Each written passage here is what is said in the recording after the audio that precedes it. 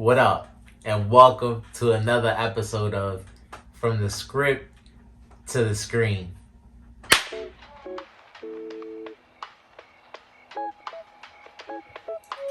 The Jujutsu Kaisen edition, episode 12 of season 2 is out now. So first and foremost, gotta shout out the creator, Gege Akutami. I want to give a shout out to the studio, MAPPA, for giving us this great piece of work. Episode 12 jumps into a new volume. May's on the cover. Covers chapters 98 to 101 of the manga. So they covered a good amount of chapters this week, leaving a couple panels out, but they rearranged things to make them go better in order. So I'm pretty sure we'll see these things next week. But love the episode. Like I always say, I enjoy seeing the panels fleshed out in animation. And so I love how the battles end up playing out every week. And so to jump right into the episode, they started off right where they left us last week. Like I mentioned to you guys before, we weren't really sure what happened to Ino-san. So it was good to see that even though he's critically injured, hopefully he is able to survive. We know that Ino-san ended up running into the reincarnation of who's supposed to be Megumi's father, Toji. And we see that Toji, again, jumping into this whole body and soul conversation, is somehow able to overtake this person's soul and is now actually back in his body. And you see immediately that the grandmother starts trembling in fear right away.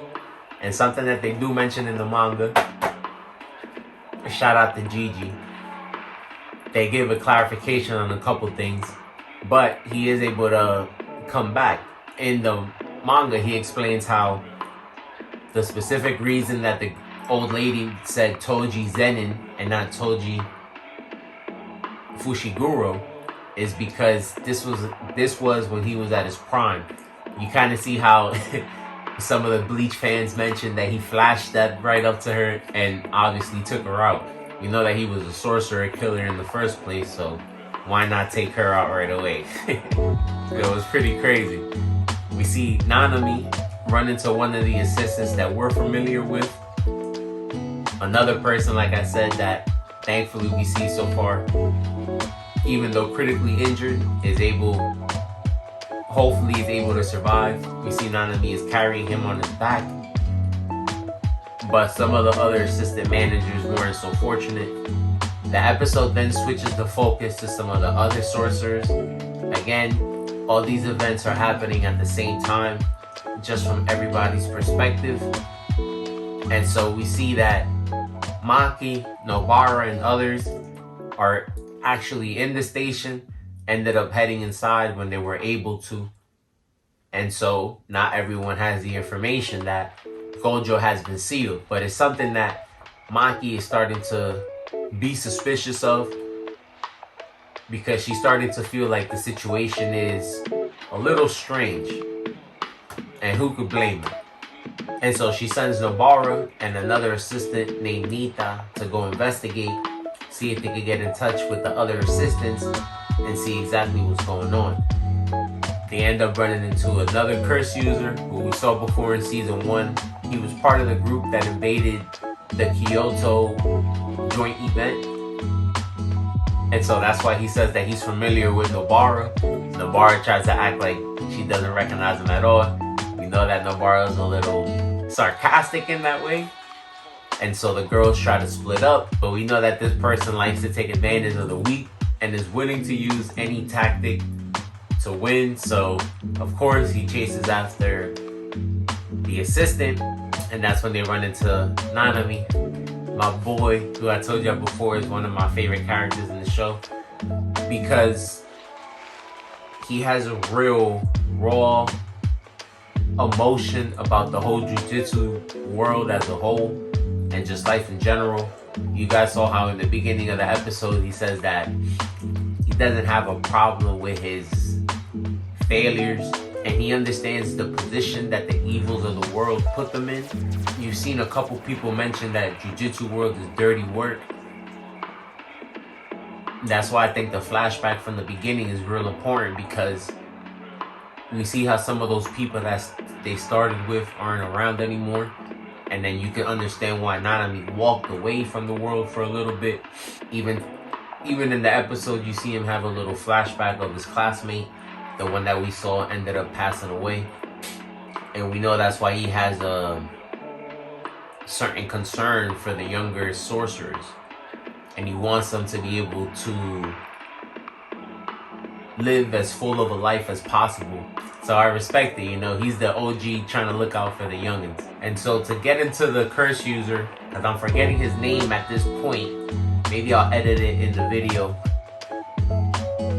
But he's somebody that was considered weak. That's why his sword, funny enough, is in the shape of a hand. So it's literally holding his hand.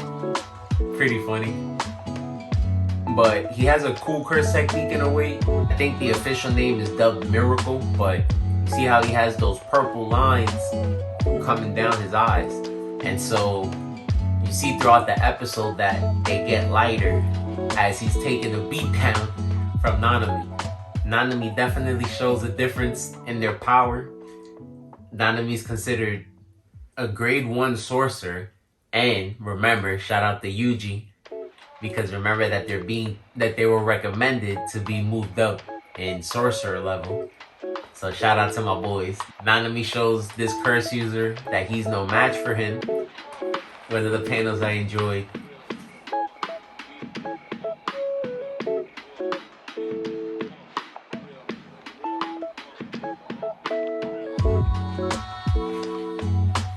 You see, he tried to hit Nanami and ended up feeling like he hit a wall. Wasn't even able to scratch him. And then, like I said, Nanami continues to beat him down. Nobara steps in a little bit because his weapon does kind of have a mind of its own. They're able to take care of this person pretty easily. And Nanami wasn't happy about the fact that he was the person going around killing the assistant managers, since I would think not all of them are even able to defend themselves that much. So Nanami, feeling bad for them, executed a little bit of revenge. I'm cool with it. And then getting into more curse users, we see that episode ending up a little bit with the cover girl of the volume. Again, May. She ends up running into Geto. Remember that she, of course, was a student herself, so she was kind of like his upperclassman.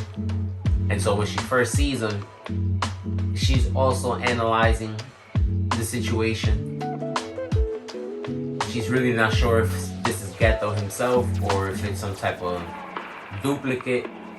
But when Geto uses his curse technique, again, anybody would assume that this is actually Geto, because they don't know that this person, the actual curse, the brain, is able to take over a body and inherits the curse technique, specific reason why he even used Geto in the first place. But Geto ends up leaving anyway and leaves May with a special grade curse for her to deal with.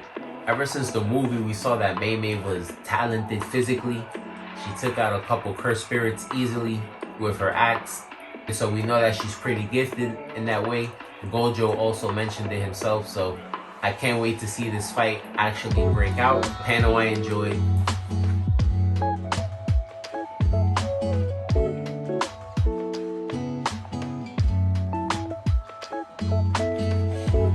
It's just the start of the fight. It appears that the special great curse, kind of like an invocation of smallpox, I guess, has a technique where it's able to kill you in 3 seconds, but Mamie bursts out and says it's the first time in a while that her life's been threatened. So you see again just how talented physically Mamie is. She starts to break down how, even though on the surface level her curse technique just allows her to control birds, she explains how she needed to dig deep into herself and be able to evolve her curse technique, because just being gifted physically is not gonna cut it in the world. Something that we saw the curse user mention to Nobara also, so it's true. So I can't wait to see her carry out her curse technique in this battle. We see Yuji run into Choso. We know that Yuji has a bounty on his head. So I'm excited to see that battle also carry out next week. And that was it, really. Looking forward to next week. Like I told you guys before, Shibuya's all action, so you guys already know they're gonna be getting busy every single episode. Let me know what you guys thought about it. Let me know what you guys think is gonna go down. Will Gojo get out? We'll have to see. We out. Peace.